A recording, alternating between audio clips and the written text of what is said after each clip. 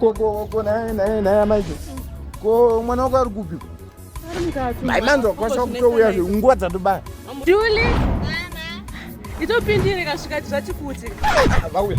Vawe maji.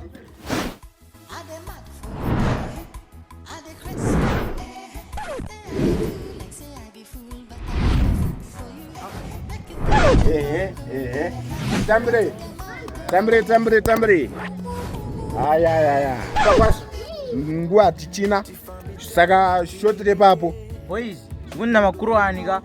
Urune muruma mongesa plate maizi.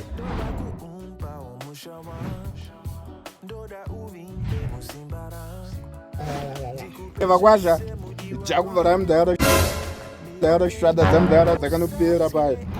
Asha makanoburisa kagao. Ndo short roro, ndo short.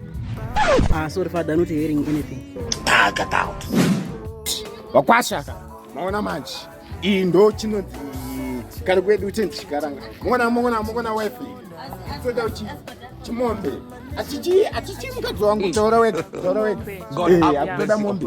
Kuti indandi kai. Indandi. Ndara musina kunyanyire mpiso ndiye kuchando. Ndiye kuchando.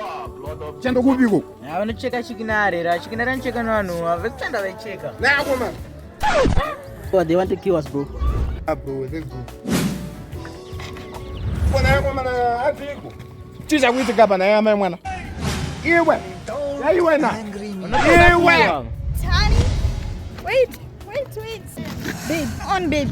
No. Babe, you can't do this to me. You can't do this to me.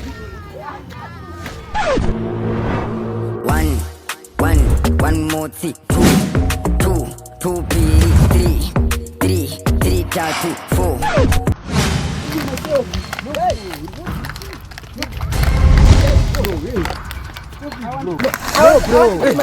No, bro. Why? To marry who, bro? But I was chased away. Because I don't know how to speak shona. It was a sling.